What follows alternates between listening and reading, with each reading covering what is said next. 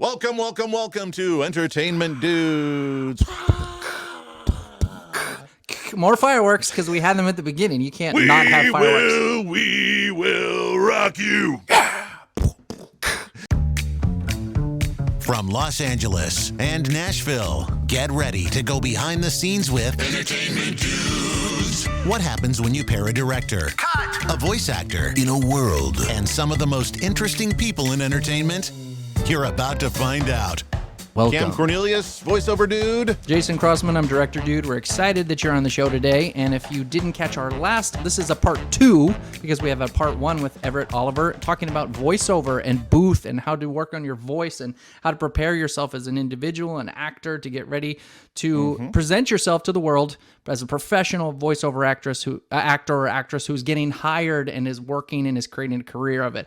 It was such an incredible podcast that we actually are going to extend this into 2 episodes. This is part 2 of that episode, and I know that you're going to be incredibly blessed by it because he's a fascinating individual, very insightful, and it's exciting. So that's why we're splitting this in 2 parts.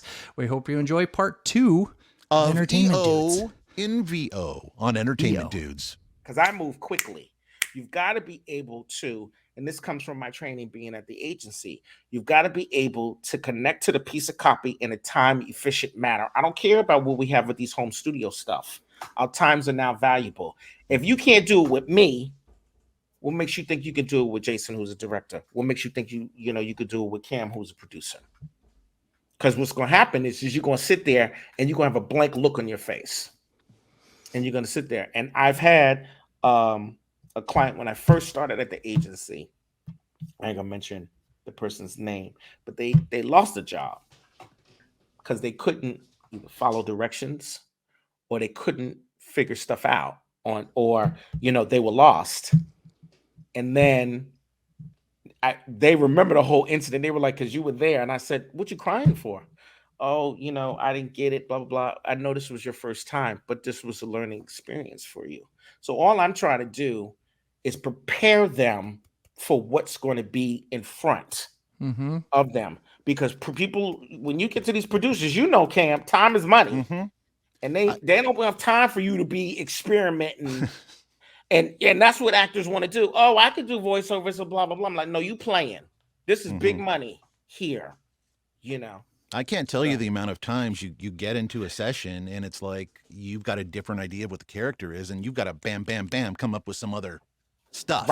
Right there, right then. And that skill can also work in your favor because maybe about a year ago, I was in a session and we were coming up with those characters and I ended up booking 2 more characters in the session because of the different voices, but coming up really quickly with different things is very important. That's where that improv comes in, Everett. You mentioned the importance of it. Yeah, it's the improv. Yeah. We say that sometimes we'll do that as a director. We'll get the takes that I wanted. That was my idea. Like, that's what I wanted. But then I'll say, okay, go ahead. Let's do another take. Just give me something else. And I think that's a chance for you as a voiceover actor or as an actor to be able to say, okay, I had another idea for this or a couple. I want to try one because I already got what I wanted. So now's the time to, and like Cam said, who knows? But this is and this is when the opportunity presents itself. But I don't think that a lot of them who have not been in real life sessions understand that, dynamics of it, and those who are there, they get this little bit of experience. But it's like, listen, if somebody's giving you free opportunity, go for it. What do you have to lose? So it's that aspect of it. So what can you do for someone who hasn't been, like, let's say they haven't been booked? I've never been booked. I'm really passionate about voiceover. I want to get that booth experience. Can they set that up at home? Practice? What can you do to start getting used to this? Training. You need more training. You need a lot of things that are happening now that I'm hearing. A lot of people are doing accountability groups.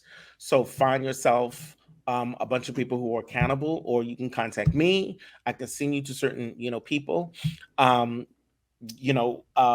There's books. There's books out there. There's tongue twisters. I'm hearing tongue twisters. There's videos. Find some people who really are professional, who's been doing it more than, I would say, I'll say 25 years plus. Video modules. I keep seeing somebody's face. That's why I keep saying the videos. But you got to keep training. And I think even if you are a pro, you still need training Mm-hmm. because there are a lot more people out here who is doing this work than when I was doing it back in years ago. I'm sorry. Can you clean that up, Cam? I think we I- had. I think so. Yeah. I think there was just a smudge on the mic there. It was It's weird. not a static industry. I mean, things are there's always new things to learn. Always. and you've got to keep up with Mhm. the new trends, the new, who's developing new stuff, who's producing. And a lot of people are not doing it. Right. I'm like, you ain't even watching TV. You're not going to the movies. You're not even watching the new commercials that's out. Games. Oh my God, the stuff that's going on with games. And plus you're adding mocap didn't even exist. Yeah. What, Yeah. 10, 15 years ago? So that everyone just sees the thing of, oh, that's cool. I wish blah, blah, blah. But there's an art, there's a technique, a style that, you have to know. So it's just, on and on and on and on. So I'm telling everybody, in order to stay in the game and stay consistent and current, you got to be up on it 24/7 like everyone else. There's a different. We've talked a long time ago about this. A difference between even regions in the United States where something's going to air. Can you talk about that? How important that is to kind of know your regions?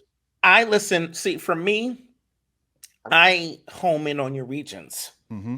I listen to how you speak or where you come from, and I tell everyone, if you're gonna want to work in certain markets, you're gonna learn how to speak that lange. Mm-hmm. And when I was first talking to Everett, I talking like this, and what you hear now is what after Everett dealt with. And you see how Jason, my face is. That's how I was when I did that. And I remember, the other day I went outside and I met Everett, and I talked like this, and I'm from Maine originally, but he helped me out, and now I speak with a smooth, creamy, buttery. But yeah, back to regions, knowing your regions. But you have to, and people are reading the same way. And then you have to be, and I will say this, I know I'm probably going to be scolded for this, but people are going to teach you according to the regions or the regions that they're familiar with. Yes, there's a national read that, that everyone is going to go ahead and teach you. But I mean, you have to learn the language of how we speak. I was having a conversation with one of the actresses, and they were fascinated, about Hollywood, because everybody wants to work in Hollywood, and everybody, wants to have that agent, and everybody, wants to, work here. And I just look at them and I go, okay, but you have to know what we do here. And if you're not from here, you need to study with people who's going to understand the language, the dynamics, who is connected. That's another thing that I think it's important. They have to be relevant. They have to be connected, So where's the best place to find that? Personality. There's videos. I'm sure there's small videos of people online, and you have to make sure. I look for people, or people come to me because of personality. There's a thing that I feel for certain coaches. So when I send people to certain coaches, I don't just send them to say just for coaches. I send them to fit their personality, because everybody's personality is not going to be the same. Men on men and women on women and vice versa. So it's a thing of, I've sent people. I'm like, you need somebody that's going to give you, who's going to be tough, who's not going to be easy, and I'll send them to that person. Somebody, if they're going to make you cry, that's a plus for me, because that's something that vulnerable for you to be present in. You need to cry. When's the last time you cried, Cam? This morning before this podcast. He gonna cry after I direct him. Bringing it back up. So, but what were you saying? So yeah, the best place to look for people really, referrals. Referrals. I know everybody's gonna kill me with this one because I can just see it. Facebook, ask people on Facebook, right? Who have you studied with?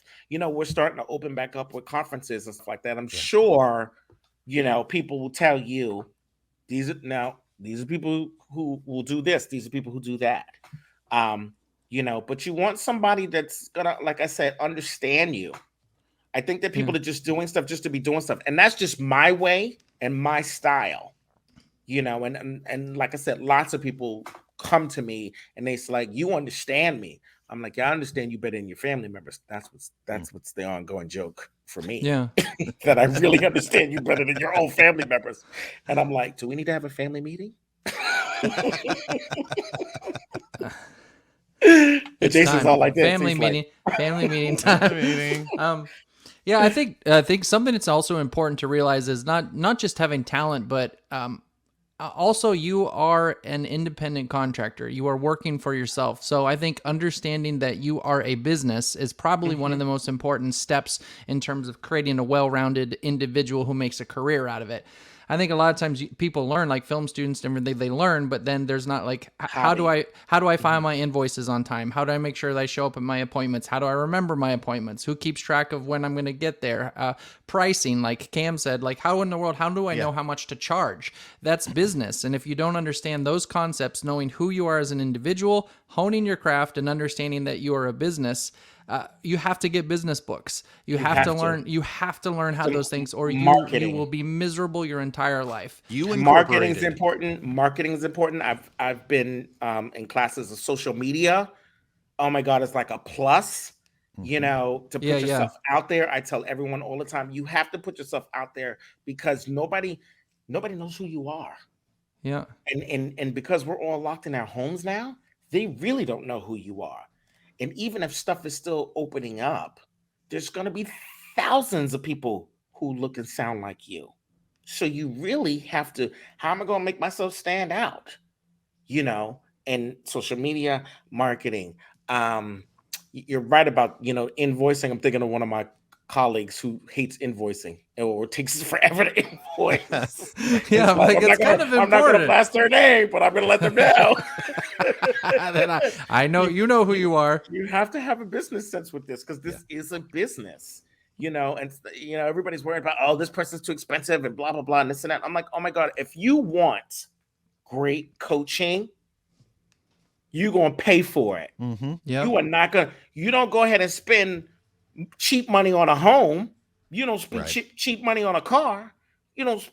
You better think about it in that perspective. You don't go on vacation for cheap. Well, some people do.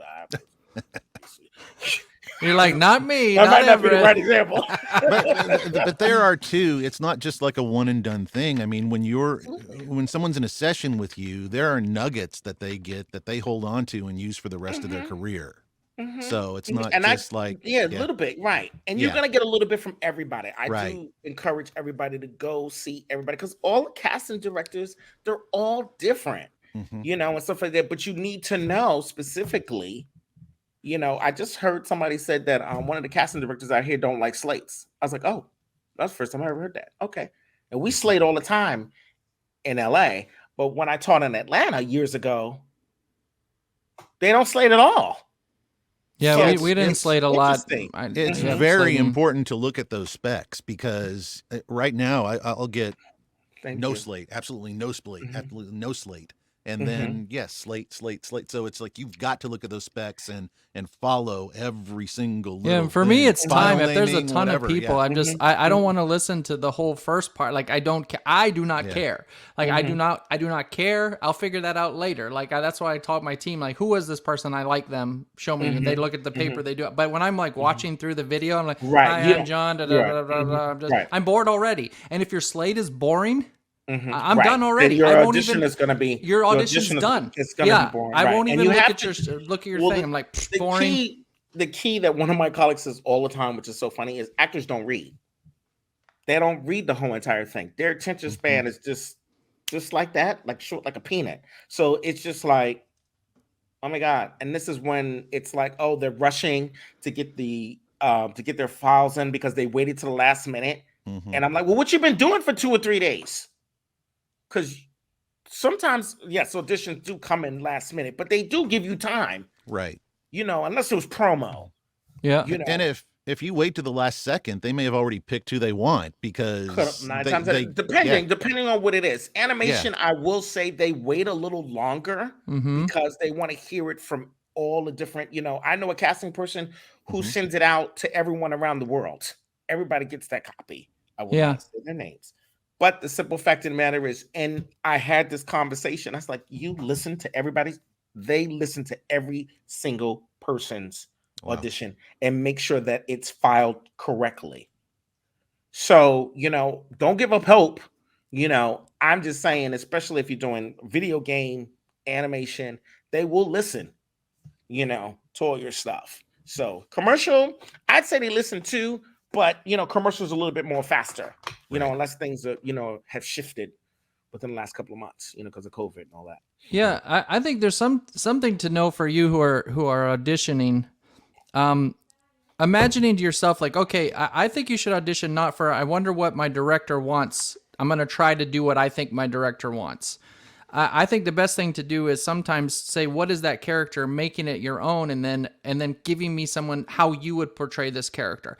Because I've had places where I was planning on casting, I had specifically in my mind a certain individual. He's going to be this way. I pictured this kind of person.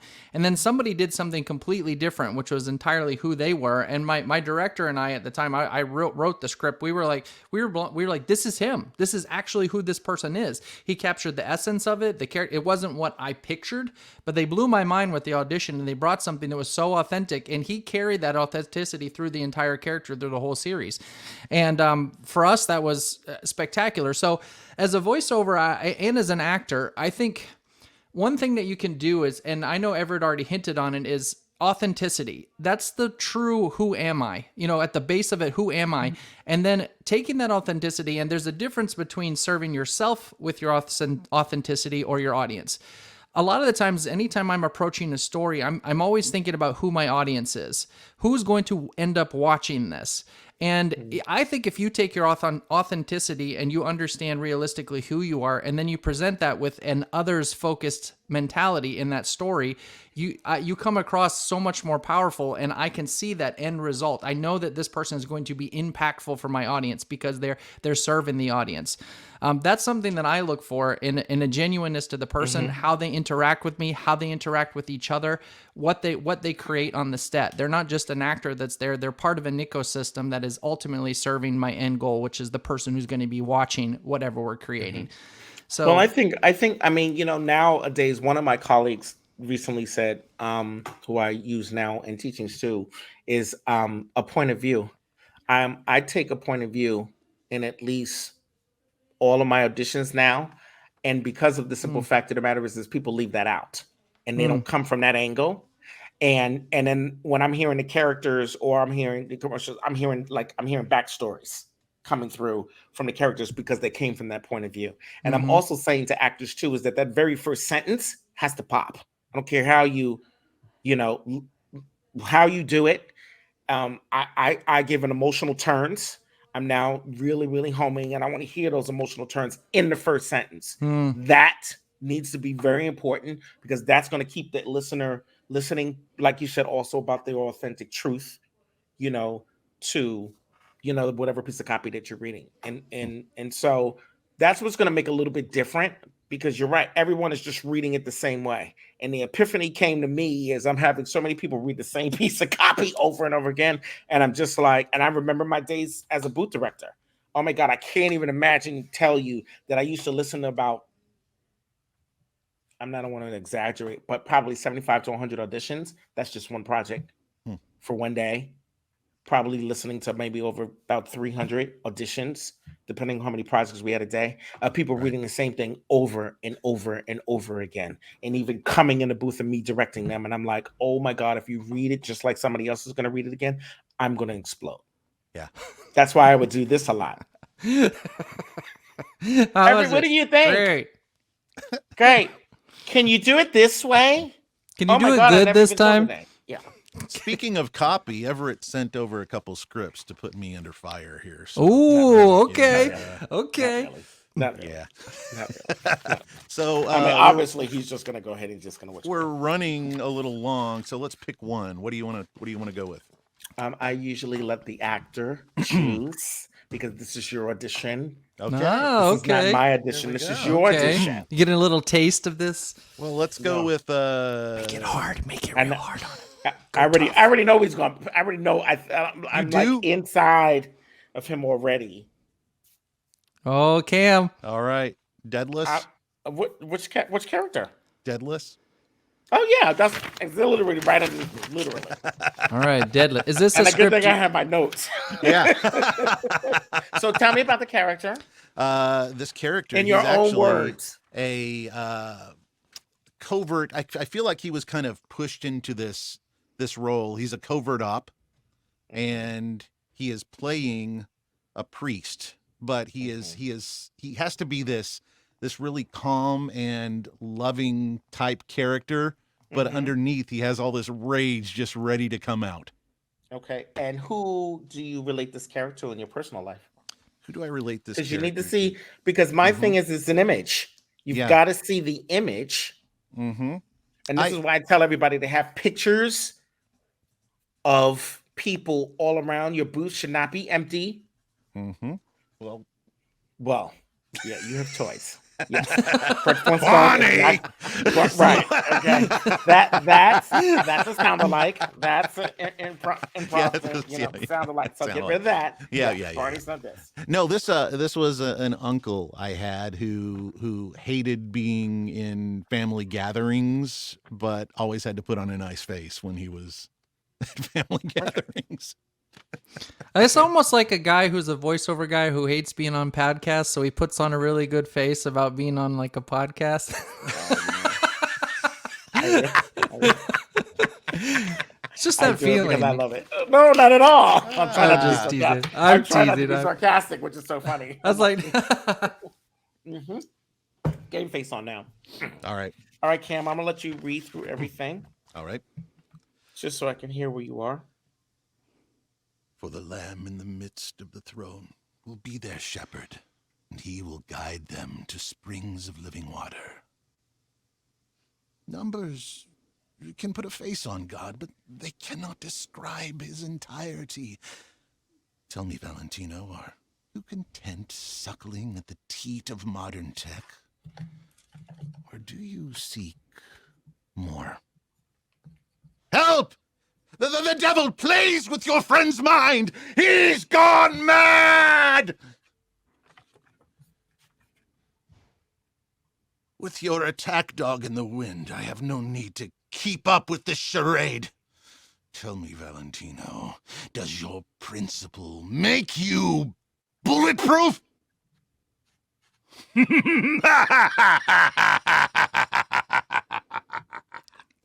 Okay, first of all, you need to stand up. That's the Yes. first thing. You should be And that's- standing. I know. First thing. But The second thing that's is not a very good.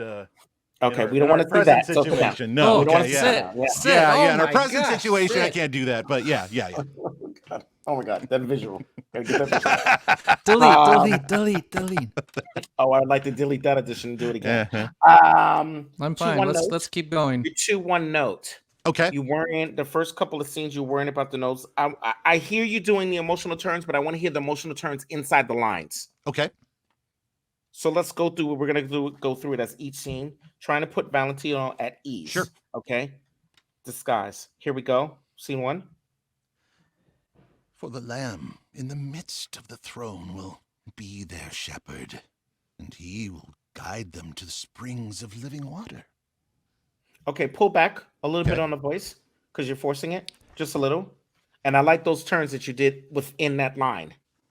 Get rid of that comma after shepherd. Go. For the Lamb in the midst of the throne will be their shepherd, and he will guide them to springs of living water. Scene 2. Tired debate. Engage. Numbers can put a face to God, but they cannot describe his entirety.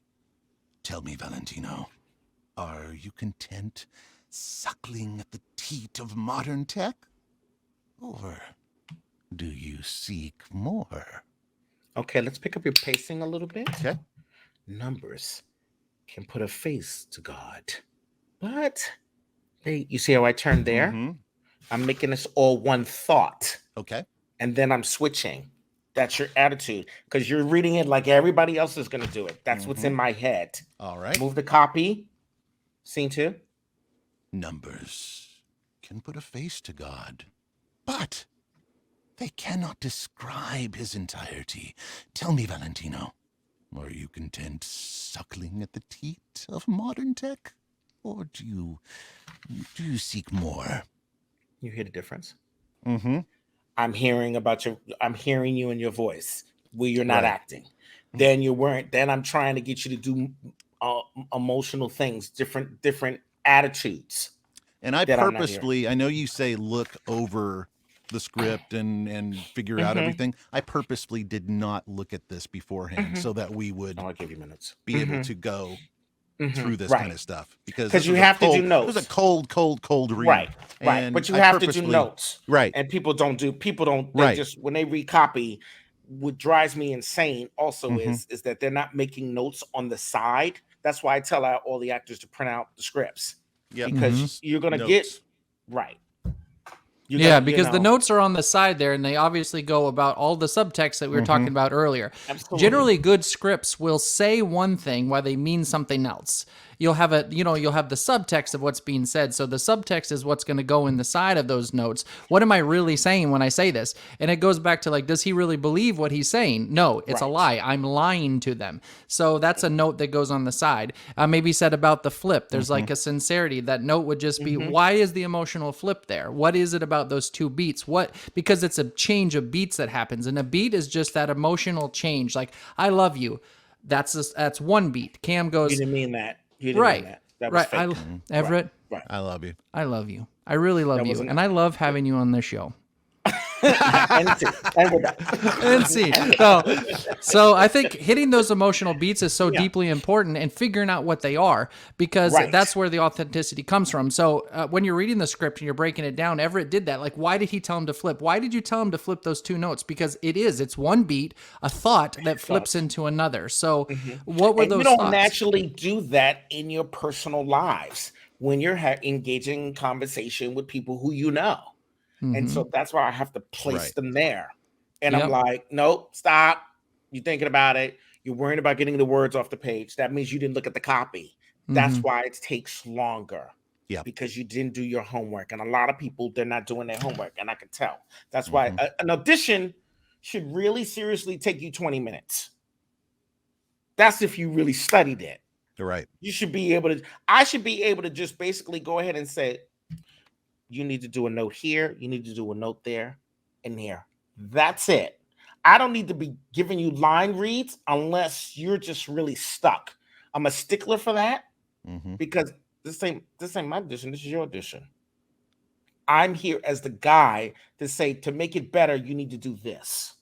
And this is why we were trained as booth directors, which was booth directors did not get the recognition that they got in working at the talent agencies, because we hear everything. We know specifically, if we're a good booth director, like I was saying earlier, listening, getting to knowing what's out there. And we're treated at the bottom of the barrel than the agents. And so what I would tell actors, you better get to know us, because we the ones that would go ahead and get you the copy that you needed. And you piss them off, they might accidentally forget to send the email until the last minute. Accidentally send the audition. Exactly. Or, oops. Oh, did I do that? Right.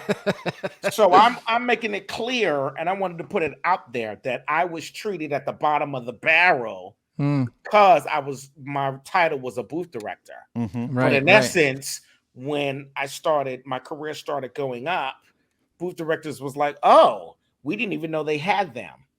And like I said, I do more than just that. Right. I'm more or less, I understand what my purpose in life is what I'm trying to get to. Awesome. And I understand once I get all that and get all the ingredients, then I can go ahead and send you to where you need to go. Fantastic. Great. Well, we could extend the show on for hours. Could go on for forever, but not necessarily. Oh, that was. We did have to stop after an hour. Wow. You know what we need to do is we need to get Everett a nice, beautiful tree, and he can just sit at the base of it, and we can send everyone to the tree, and they can stay. There we go. Merry Christmas to everybody. I love Merry Christmas over the headphones. Over the headphones.